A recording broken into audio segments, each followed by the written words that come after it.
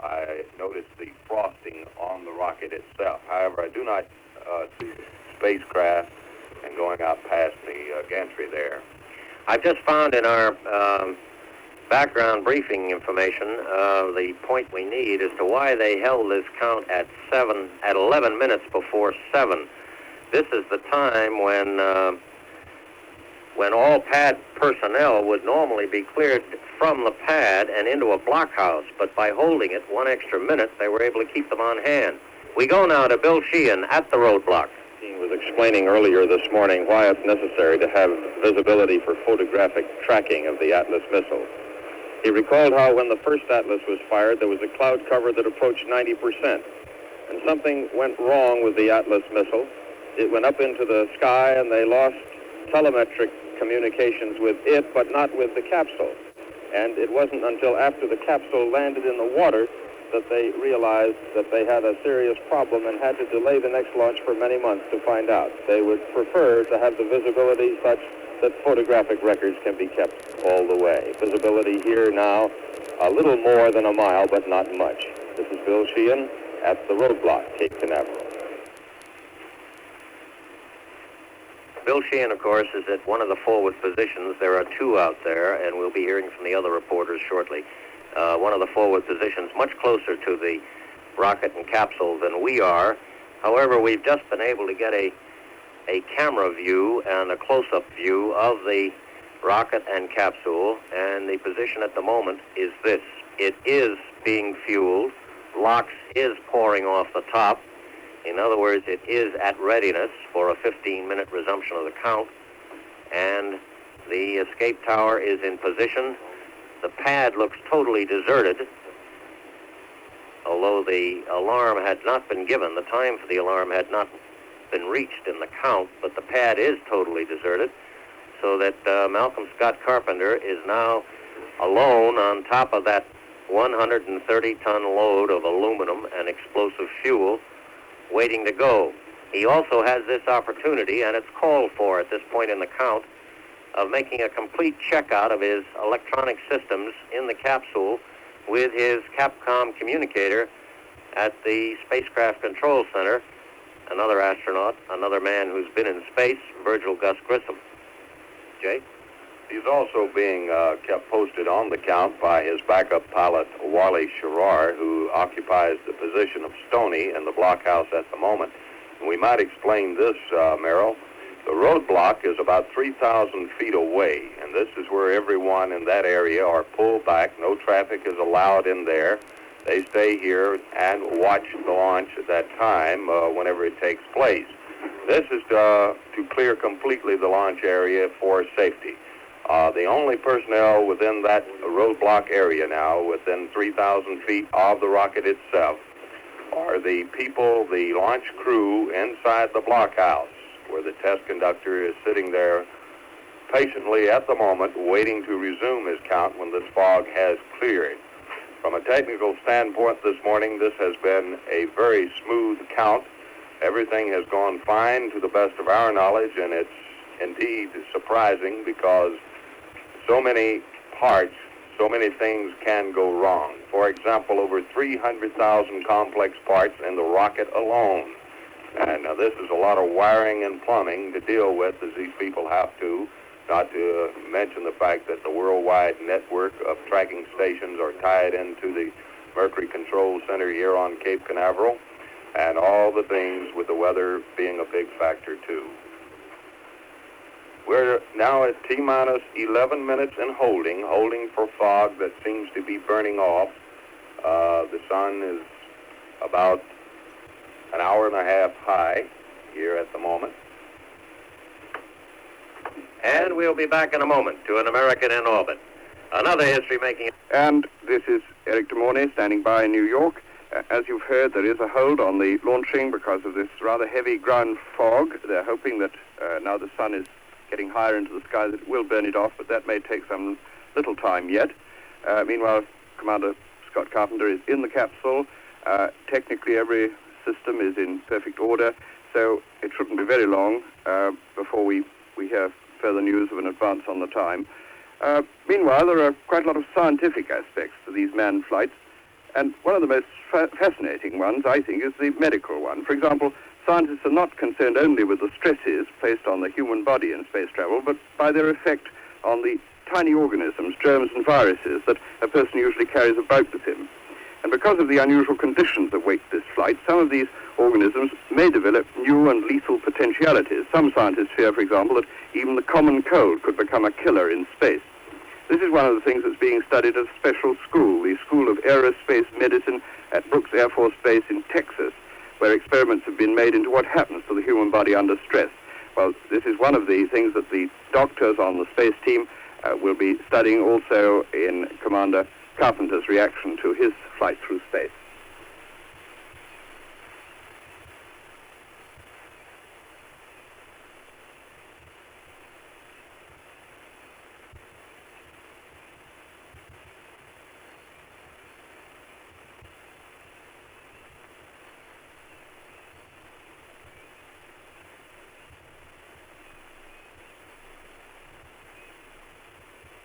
Hello, London. This is Eric de Mornay in New York. I hope you're still hearing us.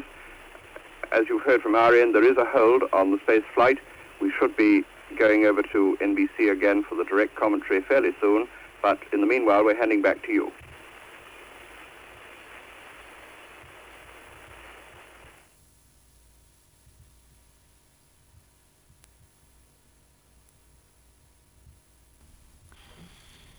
Well, we shall be waiting with our commentators and the NBC commentators who are expecting this hold and this delay. In fact, the time now is half a minute after 1 o'clock, which was the anticipated time when Lieutenant Commander Scott Carpenter would be put into orbit. And we understand that there will be this delay. In fact, it may well be a little longer than is being anticipated at the moment, but we shall give you the latest news on this as soon as we have it, and in a few moments we shall return to the commentary which NBC are giving on this preparation for this flight.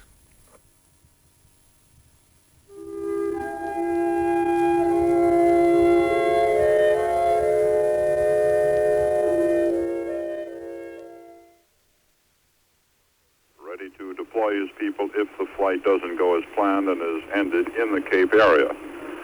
This is a familiar sight now. The fourth time the facilities here have been readied for a manned launch, and it's hoped the fourth time they won't have to be used. Here, as everywhere on this missile test center, all attention is on the Carpenter flight. There isn't quite as intense an overall feeling, perhaps, as the first flight, that of Alan Shepard, but even with the added experience of Grissom and Glenn's flights, the attempt to climb into space by Carpenter is evoking those last-minute chills among the people so intimately associated here with space exploration. Well, everything's in preparation, everything's in readiness. It all depends now on the ground haze. Scott Carpenter has been in the capsule. He's been locked in for, what, an hour and 10 minutes, Jay? But he's been in more there like almost at 3 hours. the moment 2 hours and 30. Locked in? Not locked in. No, They put the hatch on a little after 6, didn't they? So he's been in about an hour and 10 they minutes? put the hatch on at 5:28. 5:28, so an hour and 30 minutes roughly, an hour and 40 minutes. He's been in there just almost 2 hours. And he's, of course, got the chance to keep checking out with Gus Grissom, his Capcom, and with Wally Schirra, who also has a communication line to him now. His backup pilot has a communication line still into the capsule. It's among the last to be cut off before liftoff. And of course he has all the technical experts in spacecraft control to talk to about any last minute situations that may or may not develop, and we hope they don't, because this has gone so smoothly. It's now just a question of ground fog. We're at T-minus 11 minutes and holding, Jay. It's been perfect technically so far, Merrill, and we might also add that astronaut John Glenn, the first guy to orbit the Earth for the U.S., is standing by capsule communicator and technical advisor Virgil Gus Grissom's shoulder today. and he will be there in the Spacecraft Control Center throughout the day. The fog has not lifted very much from our estimation here. We cannot see any farther across the Cape area here than we could 15 or 20 minutes ago. So for an additional 5 minutes. This is Mercury Control. That's Your pencil's working pretty hard there. an additional 5 minutes, John Crawley. That means that what, 42? I think it's probably after 45, because just before that, I heard what was not an official announcement, but was presumably based on some official news, that 1:45 your time was the earliest. I would think that it's probably 1:50 now. I can check that, I think, with Eric de Mornay, who was probably listening right through. So they may start the countdown again in about another 5 minutes. That's what we would hope, yes. 5 or 2 minutes. Mm-hmm. Would you check with Eric de Mornay then if he's Yes, got I it? will. Mm-hmm.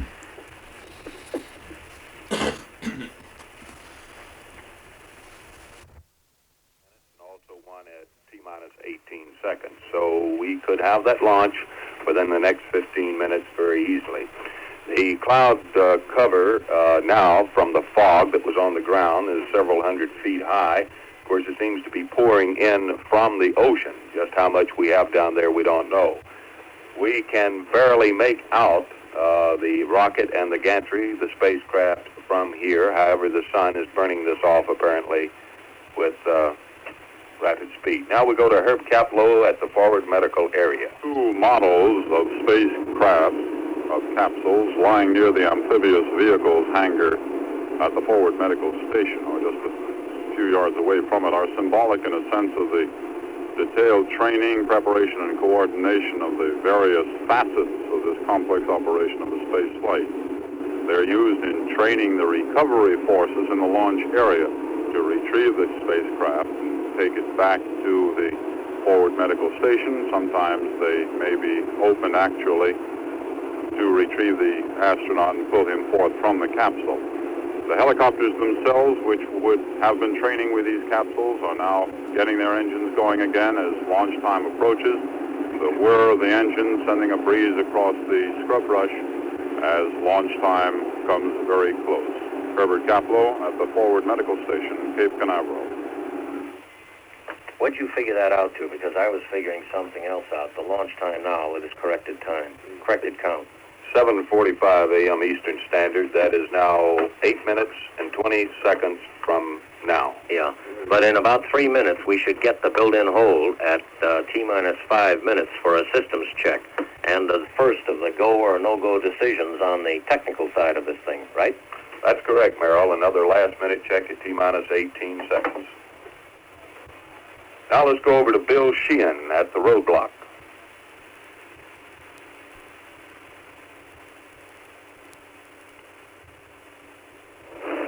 Well, you can tell it in the faces of the people gathered here at the roadblock, the people who moved over from the complex an hour before the hour of blastoff.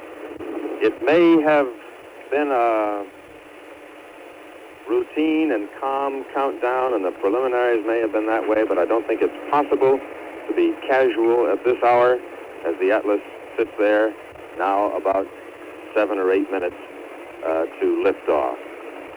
There is one more hold possible at T-minus 18 seconds. It could be a momentary hold, or it could be something more than that if it's necessary. Another thing to watch for in the moments ahead is T-minus 2, when the LOX is supposed to stop, and that will mean that the rocket is fueled and ready to go. So far, we can still see the thin white vapor going out. This is Bill Sheehan at the roadblock, Cape Canaveral.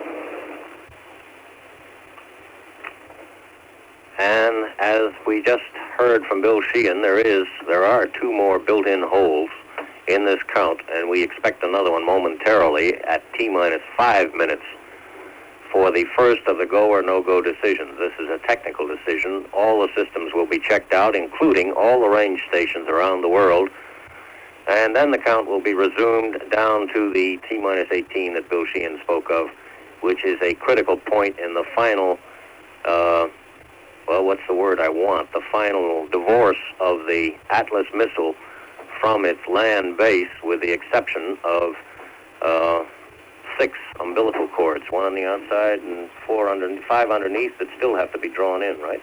This is correct, Merrill. At that moment, the sequencer, the automatic sequencer, which is a device that double checks every part, more or less, that has to function of the missile. Well, now we understand that the countdown has started again, but they're talking about the built-in countdown. Can you just explain that, Reginald?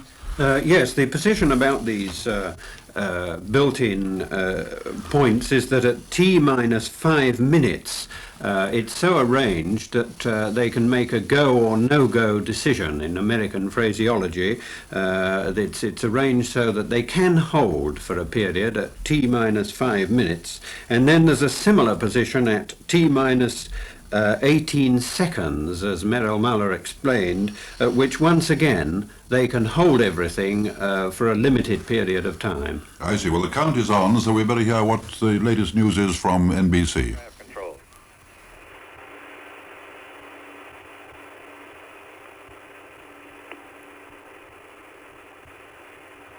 This is Mercury Control. The countdown for the MA-7 launch is now T-minus 5 minutes and counting. On the basis of the present situation, the launch should occur at about 7:45 a.m. Eastern Standard Time. All elements of the Project Mercury operation have reported that they are in a go condition for the flight. The Atlas, the Aurora 7 spacecraft, the pilot, Scott Carpenter, the launch team, the tracking network, the recovery forces, and now even the weatherman has given us a go. The countdown is now 4 minutes and 30 seconds and counting. Apparently, the optical cameras up the coast have a clear sighting from about 100 feet up off the ground, because this ground haze is still about 100 feet thick. So we'll be back with this story in just a moment to An American in Orbit. This is Eric DeMornay in New York. As you've just heard, the 0 hour is almost with us. It was T-minus 5 a few moments ago, and still counting. All the systems aboard the rocket and aboard the capsule, and indeed aboard Commander Scott Carpenter himself, are in perfect condition. The ground haze has cleared sufficiently, and everything looks as if the flight will start on schedule. That's, say, in about 3 minutes and 45 seconds from now. There has been this doubt earlier about the weather conditions, but the general weather is very good in the recovery areas off the Bahamas, or the alternative recovery areas off the Canary Islands on the other side of the Atlantic, and indeed pretty well right through the flight path that Commander Carpenter will be following. The only bad weather is a storm off the West Australian coast, but he'll pass high above that. Actually, he'll pass over it in darkness, because that's part of his flight. It's night down in Australia. And now for the latest news, over to NBC again.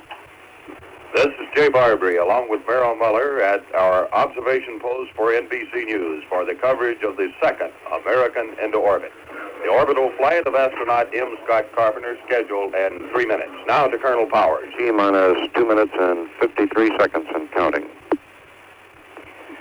Jay, I'm outside here with a spot on the rocket. Chris, would you get my glasses for me, please? And you have a better vision of the rocket there on that long-range telescope you're using than I have, but I can barely see the loxing, and I think it's just been cut off. The topping of the fuel has been finished. Do you confirm? That's negative, Merrill. The loxing is still continuing at this time, but however, it should cut off in about 25 seconds from now. The ground haze out here leaves visibility much to be desired, and the fog belt has lifted to about 100 feet, and we can see the sun on top of it. We'll try to give you confirmation when the loxing has been cut off and pressurization has been set. I've just tried to use a telescope myself out here, and it's of no help whatsoever, Jay, but we'll call it off as we see it, and we can make out the outline of the rocket against the fog belt out over the Atlantic coastline. Merrill, we're going over to Colonel Powers again. Counting. T-minus 1 minute and 45 seconds and counting. He was just giving us a count, confirming it at 1 minute and now 40 seconds. That should be the securing of fuel, Jay. Can you confirm? That is true. The loxing has, the venting of the locks has stopped. We are now on pressurization of the tanks. Fuel's completed, of course, along with the locks. The vehicle's now at its full weight of 130 tons, and all the automatic command systems have now been put on in the vehicle. This includes all the automatic safety devices to protect Scott Carpenter. We're at T-minus 1 minute and 5 seconds and counting.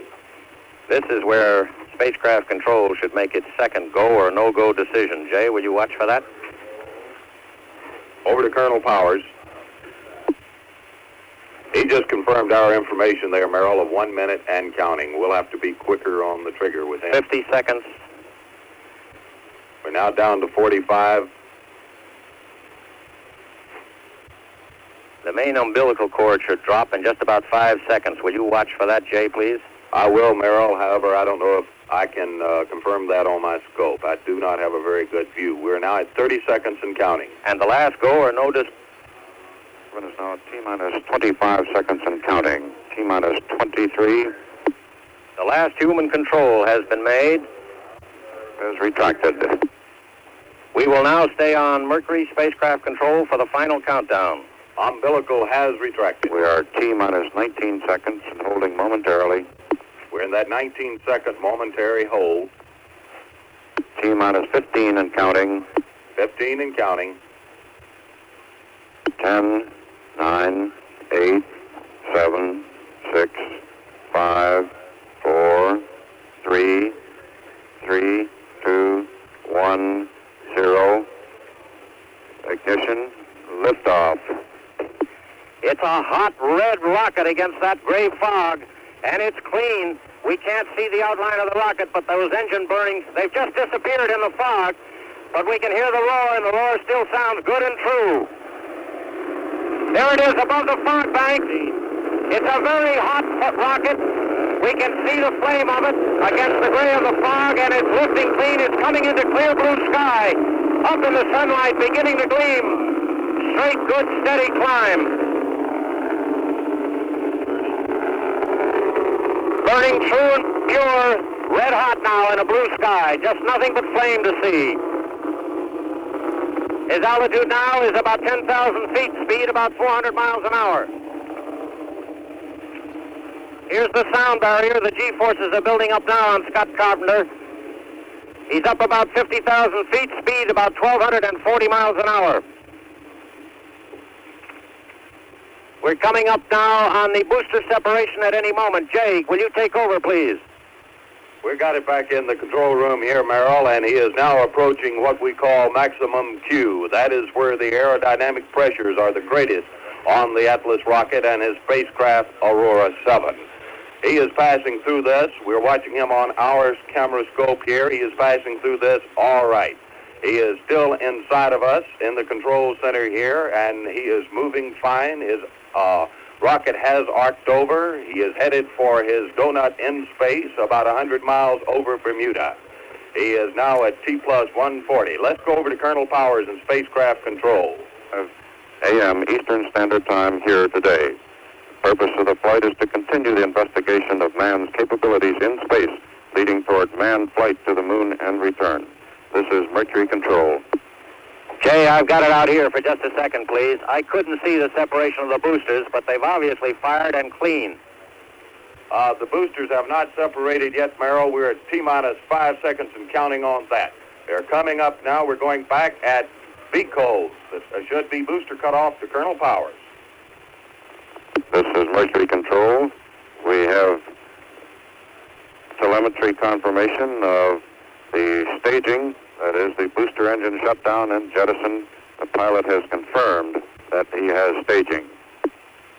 Well, he's on his way now toward the orbit donut, Jay, and I can see a great white cloud way, way, way up in space, and just to the southeast of it, a tracking plane leaving a vapor trail. It's a gorgeous sight, and it's a good, clear sky up there. The escape tower has been jettisoned.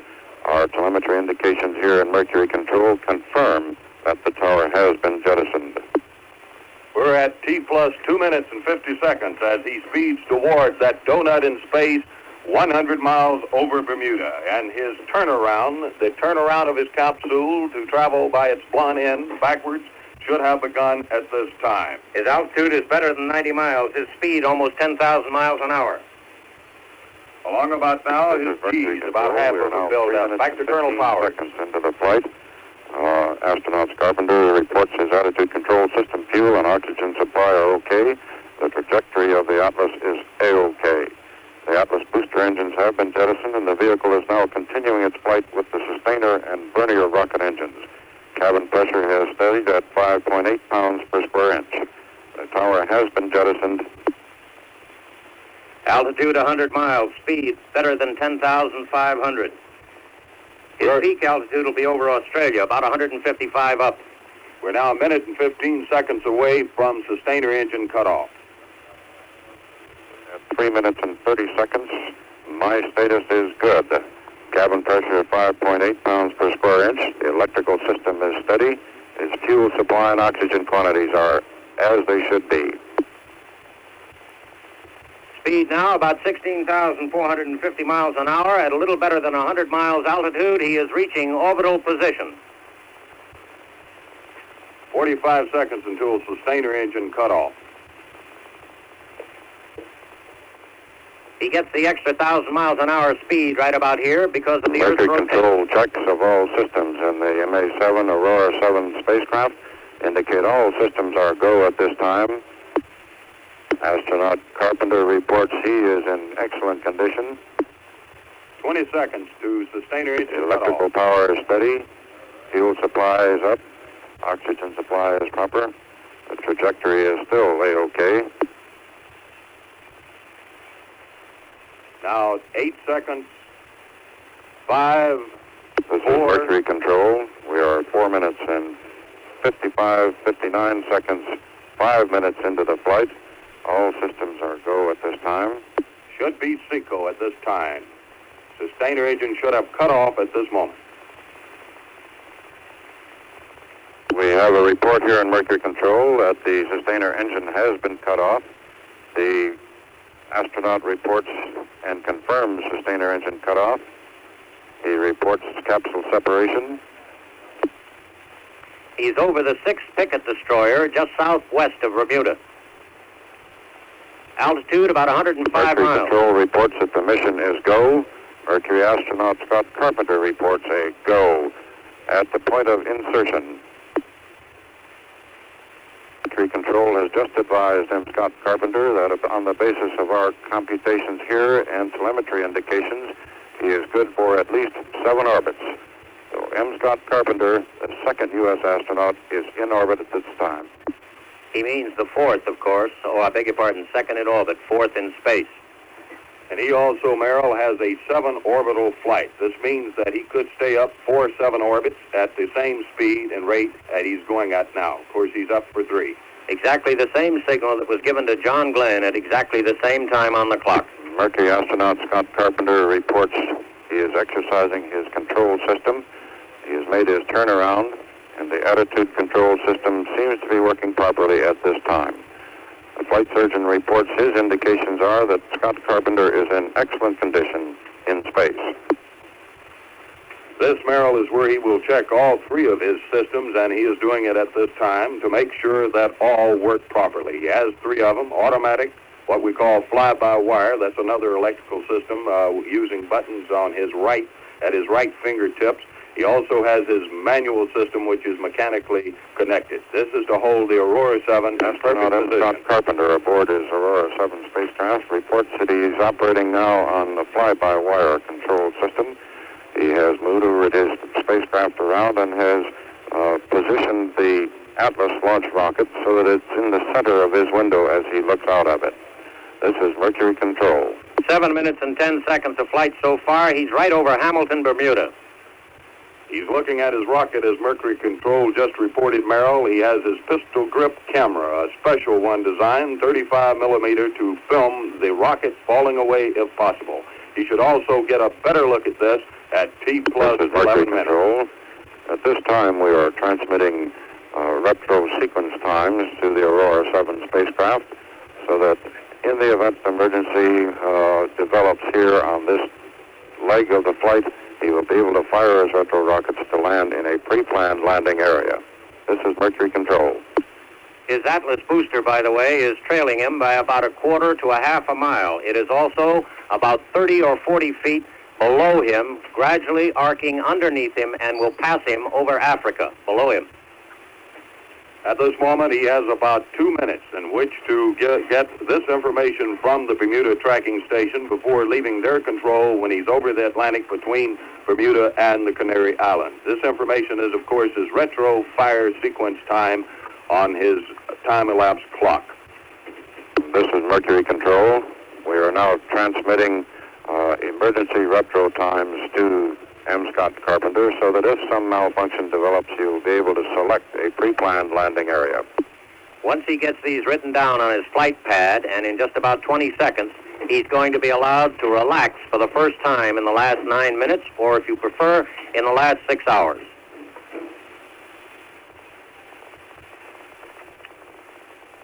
He has 1 minute and a half now, still in the control of the Bermuda Island tracking station, which is also under the control of capsule communicator, technical advisor Virgil Gus Grissom, the second U.S. astronaut into space. This is Mercury Control.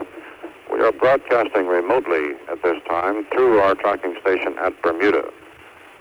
Mercury capsule communicator Gus Grissom is talking to the pilot, but it is being relayed through the Bermuda station. Some of our reception from the capsule at this time is getting just a little bit noisy. At the moment, Scott Carpenter is in orbit just east of the recovery ship Spiegel Grove. He is just south of the west coast of the east coast of Newfoundland. He's approaching the mid-Atlantic point. He has 45 more seconds in the control of Bermuda, and at this point in the Glenn flight, we might mention he also reported all was go in spacecraft control.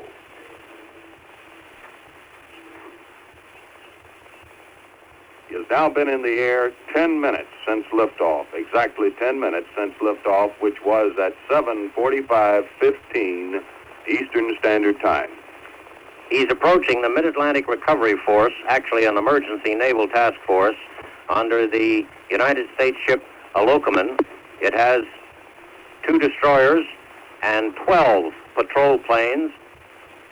The 3 ships are spread out, and the planes form an umbrella under the orbital path from about mid-Atlantic almost to the Canaries, and we'll get to that point in a bit.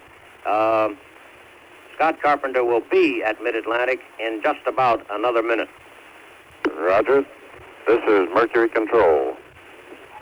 We have lost effective voice communication with Mercury astronaut Scott Carpenter at this time, but as he passed out of range of Bermuda, we did gather approximately 6 minutes of tape recording.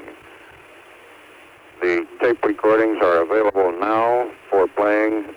The sound you hear will be the voice of astronaut Scott Carpenter talking to the capsule communicator, Gus Grissom, here in Mercury Control, after having passed the Bermuda tracking station.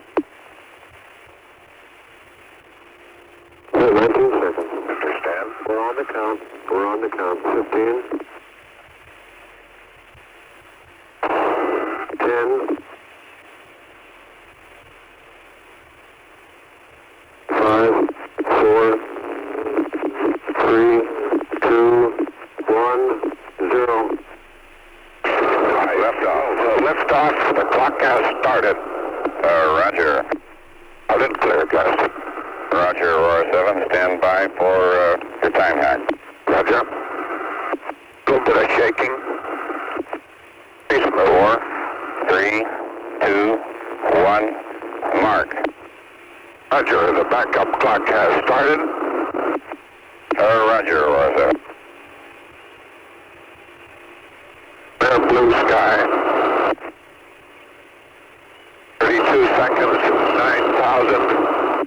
Fuel and oxygen steady. Cabin pressure 51 and dropping. A little rough for max Q. 1 minute.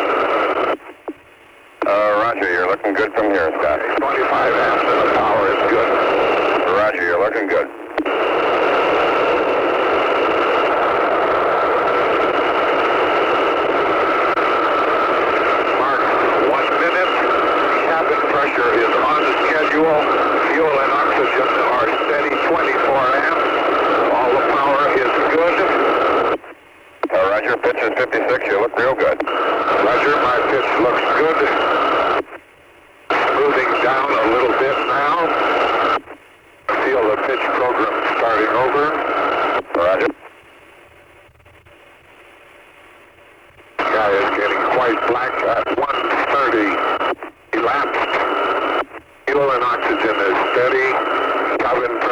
leveling off at 6.2. 22 amps and the power is still good. 1 CPS sway in yaw. Roger, understand. Pitch is 37. You look real good.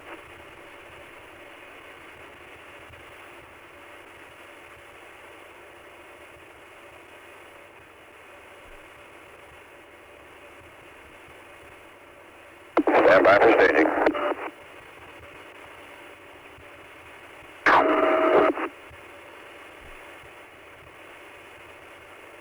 Roger, there's Pico on top. Roger, understand. Pico. Roger, self-staging. Do you confirm? We confirm staging.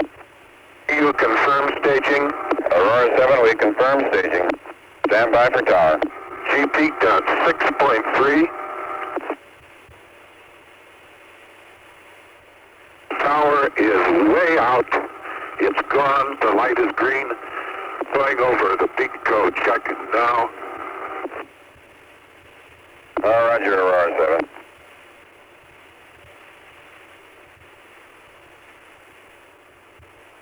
Pico check is complete.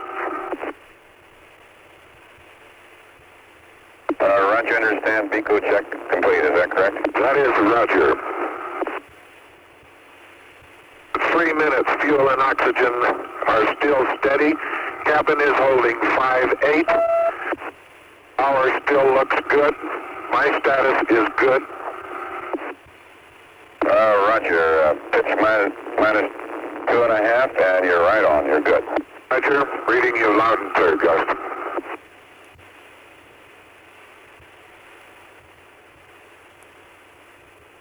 Go.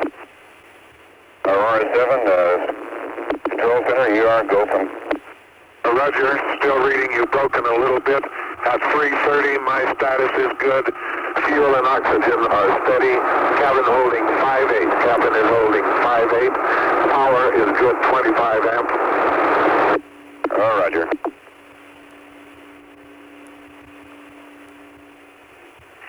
That's the story up to now. At the moment, Malcolm Scott Carpenter is over the eastern Atlantic, just south of the File Islands, and we'll be back in a moment to an American in orbit.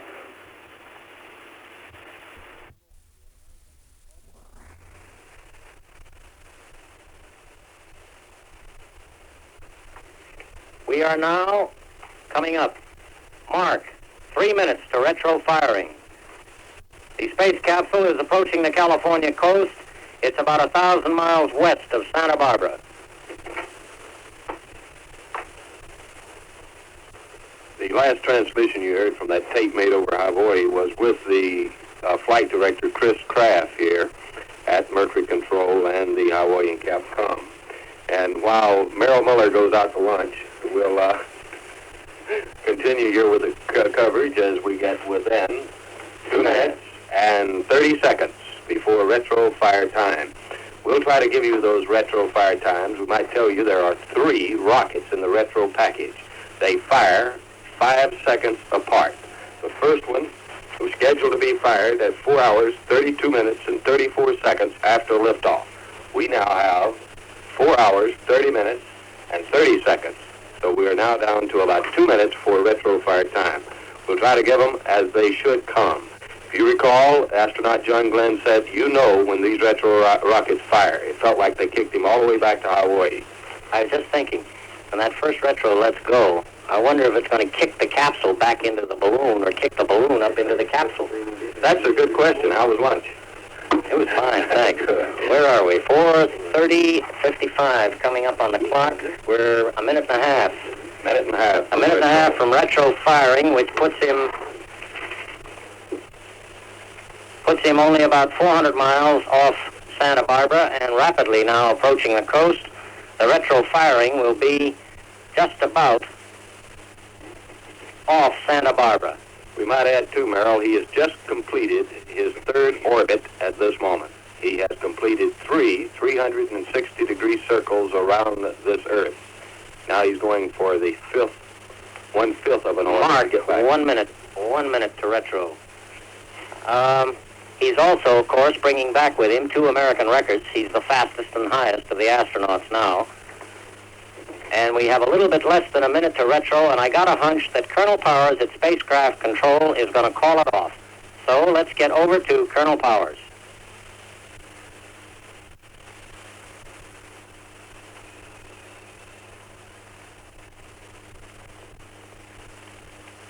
No announcement from Colonel Powers at this time, so we will give you the first retro firing, which should come in 10 seconds, in 5 seconds,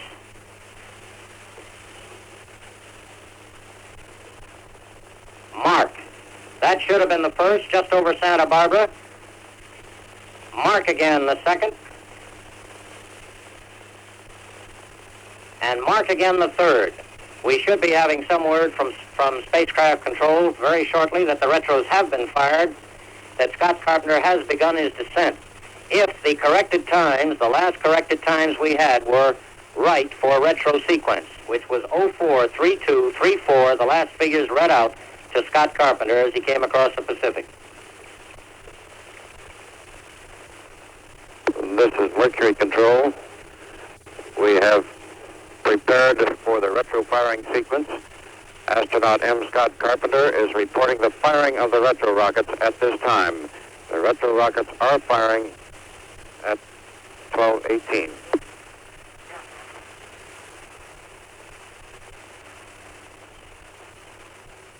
Let's find out where Astronaut Carpenter is right now. He's approaching. Mercury Control. We have confirmation of the retro rocket firing of the Aurora 7 spacecraft. Astronaut Carpenter is in voice contact with Alan Shepard at our California tracking station. The retros apparently have fired properly, and the reentry process has begun. This is Mercury Control. He has started his descent between Santa Barbara and Needles. This, however, is the gradual phase of the descent. The capsule has been slowed down. Gravity is reaching for it. It will gradually pull it down until he reaches about 55 miles, a little bit more, about 75 miles altitude over Mobile, Alabama, when suddenly it becomes a great magnet that drags him down at tremendous speed. But at the same time, the magnet causing the speed of the drop also builds up the resistance so that the speed suddenly disappears down to 270 miles an hour when the drogue chute is due to be prepared for Scott Carpenter's own manual ejection of it at 21,000 feet altitude. Remember, I believe you'll find that Scott Carpenter will be able to hold it very steadily in descent attitude for your tracking, because Glenn had no difficulty with this problem when he faced it last February. And if I suddenly cut you off, don't go away. Stay with us, because we're coming right back to you. It just depends on what the problem is. We just had word from Spacecraft Control that the periscope did not retract. I beg your pardon. It did retract. The periscope did retract, and the spacecraft is now positioning into the proper descent attitude. We don't know whether that is automatic or manual, but it is in the proper descent attitude. Over to you, Don. Right. Now, we should be picking up the capsule in about 3 or 4 minutes. We will be picking up in 3 to 4 minutes. Go ahead, Merle. I've got him now just northwest of El Paso, Texas. That's a little too far out for you, isn't it? Right. We'll pick it up around Austin, Texas. Austin, Texas is our pickup point. That should be in about another minute and a half. Yes, according to everything, it's been on schedule right up until this time. And if that continues, we'll have it in about 90 seconds from now. Mm-hmm. This is the glide pattern of his descent, really. You'll notice it takes a good deal more time. And it is, all the time is right here, because it becomes very sudden at any moment. I've got him just near Lubbock, Texas, just south of it. We are momentarily expecting radar here to pick him up. Don, we're going to switch to Colonel Powers at Spacecraft Control. Stand by. Will do. Astronaut Scott Carpenter in the Aurora 7 spacecraft has now made contact with our tracking station in Texas at 12:24 Eastern Standard Time, and is in fact passing across the lower portion of the United States, about the northern border of Texas. He has been advised to assume reentry attitude making maximum economy of fuel, and exercise close surveillance of his attitude system. His fuel supply is low. The attitude system is working, however. He is on fly-by-wire at this time. This is Mercury control. Fly-by-wire rather than manual. In other words, on semi-automatic because it uses a little less fuel. And it's getting vital now because he has to have control for the next, where are we, 240, 300. He has to have control for roughly another 10 minutes, a little bit less. The rest then is an automatic descent by parachute. Hello, Merrill. Yes, Don. We've just picked him up here at Eglin, west-northwest of Austin, Texas. Tracking is on schedule. Everything looks good at this point. All yours, Don. You follow him. All right. This is a relay, incidentally, from the commander of the radar station. Eglin Air Force Base is now transmitting data. It is very important data in that it goes both to Goddard in Maryland and also to Cape Canaveral. The information that is relayed from this station is highly important to Canaveral because when they take over, they must go on the basis of Eglin's information to keep everything in line to make sure they don't lose it. And of course, we certainly hope that that does not happen. Now over the Beaumont, Port Arthur, Texas area. Now he is moving, here's a later report, south of New Orleans. And as we check our projected schedule, everything seems to be okay. In about a minute from now, he should be reaching his closest point to us at Eglin, which is about 120 miles south of Mobile, Alabama. At that point, Carpenter and the Aurora 7 capsule will be 51 miles. He's already descended 50 miles from the point over California where the retro rockets were fired to this point south of Mobile. He will be slowing down from an estimated 17,500 miles at the close to about 270 miles per hour. We've lost track. Just a second ago, we lost track. We figured that might happen, Merrill, because of the ionization problem and the changing of the attitude of the capsule. That's all we can report from here. Eglin lost track at 11:26 Central Standard Time, and it was due to change of orientation of the capsule. We were afraid that happened.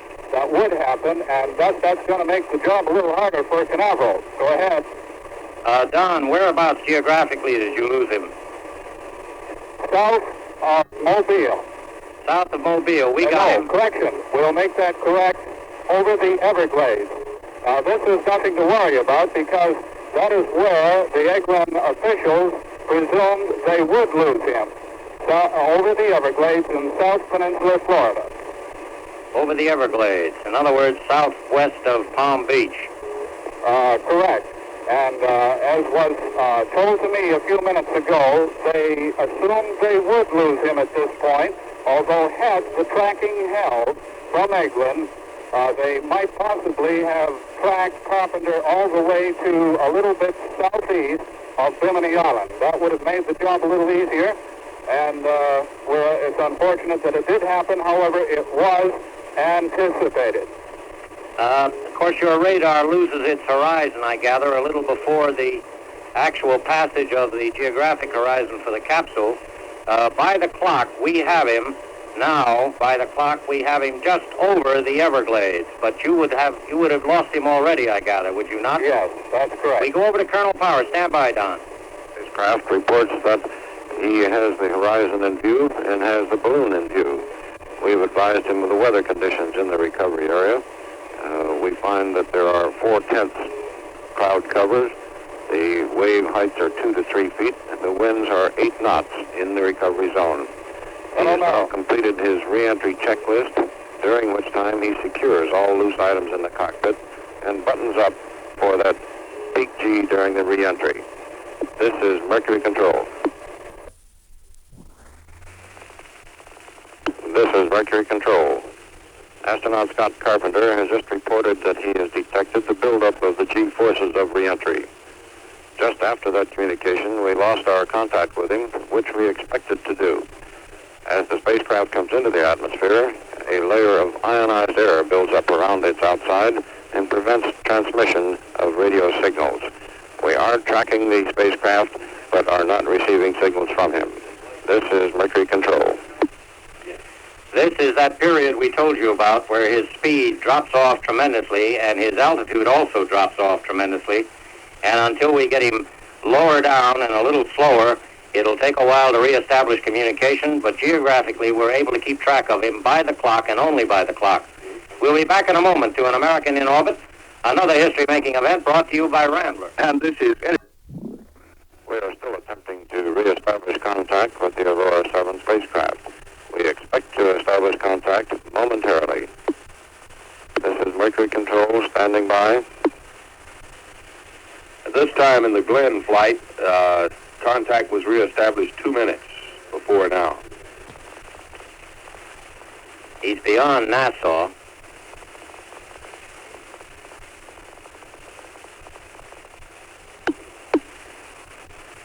We should be getting an eyeball report on this. Eyeball either... Stand by. Something from Mercury Control is coming up. This is Mercury Control.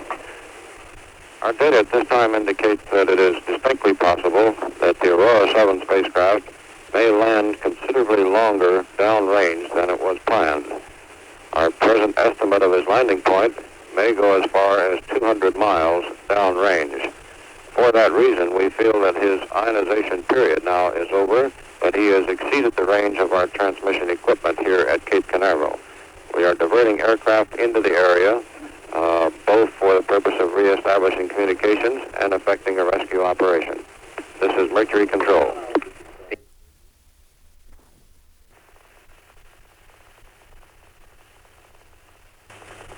Still waiting for contact from spacecraft control.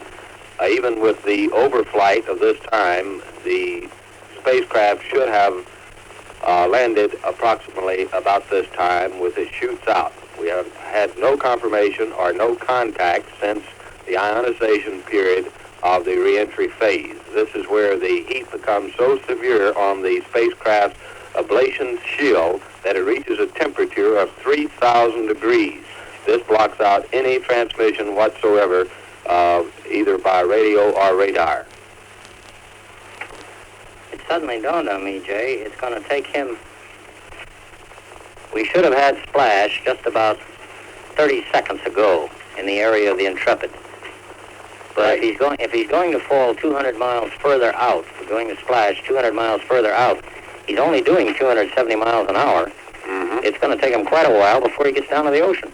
Well, it takes him about 4 minutes to drift down to splash, Merrill, after drogue chute, main chute is out. He should have had that out at 5 minutes ago from now if he had been on target. But about 200 miles over, that should be coming about now. Just trying to figure out here on the map, Jay, where that's going to put him. That puts him... Well, better get the slide rules so we know. Still no word from, while Merrill's figuring this one out, no word waiting from spacecraft control. The aircraft, rather, that are positioning themselves are in position to relay any word from the capsule to the chain of tracking stations that are in the vicinity down there. We are still working at establishing contact with the Aurora 7 spacecraft. On the basis of our computations at this time, we estimate the spacecraft has already landed, and we estimate that it has landed 200 miles long. We will not be able to confirm these times, however, until we get data. The aircraft, the nearest aircraft, is approximately 120 miles from the landing point of the spacecraft and is on the way to the scene at this time. It is an SC-54 Air Force rescue airplane with a team of paramedic rescue experts aboard. It is currently our plan to jump the rescue people on the scene near the spacecraft. This is Mercury Control. Their first mission on jumping will be to put a flotation collar around that capsule and keep it from being damaged by waves or ultimately swamped. And that aircraft should reach the scene in a little less than 30 minutes. Jeff, I think it's... According to all of the data that we can collect at this time, we estimate that the Aurora 7 spacecraft would have landed at approximately 12:41 p.m. Eastern Standard Time, some 200 miles farther downrange than the originally planned landing point. There is a rescue aircraft 120 miles away from the landing point and has been diverted and is on its way. We estimate at this time that it will take approximately 1 hour for the aircraft to get to the immediate scene of the landing. We will continue to make efforts to make radio contact with the Aurora 7 spacecraft. In addition, we will continue to analyze the situation and send rescue forces into the area. We are standing by in Mercury control at this time. 1 hour for an aircraft means that's an amphibian, but it will have an Air Force rescue team aboard, paramedics again, also equipped with flotation gear, with a collar to be wrapped around the capsule. Well, this is Mercury Control. We have just received a report from our recovery operations room that a U.S. Navy P-2V aircraft in the landing area has received an electronic contact from a device called a Sarah beacon. We do not have any further details at this time except that he has made the contact and has taken a bearing on the source of that signal. He is now diverting his aircraft into that immediate area. This is Mercury Control. That's one of the Navy radar pickets, and that's the automatic beacon, Sarah, on the spacecraft that he's reading. He's homing in now by radar on that signal. The spacecraft then must be... That's good news. The spacecraft has got to be afloat if he's reading that signal, and it's got to be intact. He's still a long way from that capsule, Jay. It's been 30 minutes since the voice contact. It's been 28 minutes since he hit the water. Here on the Intrepid, NASA officials are talking at the moment with Navy officials and discussing possible ways of effecting a rescue of astronaut Carpenter. We are proceeding at about 30 knots in the direction of the last reported position where astronaut Carpenter might be.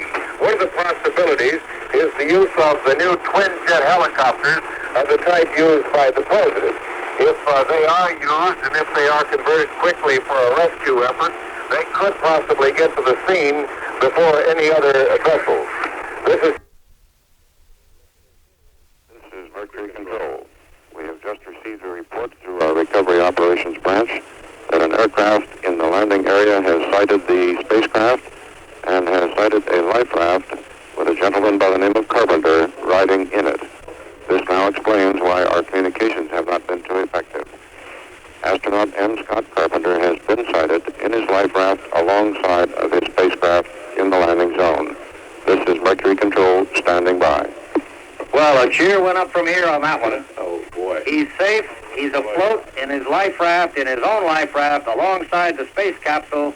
He got out of it, elected to get out, and float alongside of it in case there was any problem, because as we told you before, his suit would keep him afloat indefinitely in case there was any trouble with the capsule. There apparently is not. It is floating safely alongside of him. An aircraft has him in sight. He must have waved to it, so the report is all good. Jay? Well, there's a big sigh of relief here at this moment, Merrill. There's no doubt about that. And as you pointed out, quite many tears went up in the background, and it's been a long day. But anyway, apparently somewhere along the line, made Scott Carpenter choose to get out of that spacecraft when it landed. Of course, that's why we've had no voice contact. He is now floating in his own little personal life raft, which is carried along, and he's alongside of this spacecraft, which is sending out the beacons. The planes are there, and he can be picked up.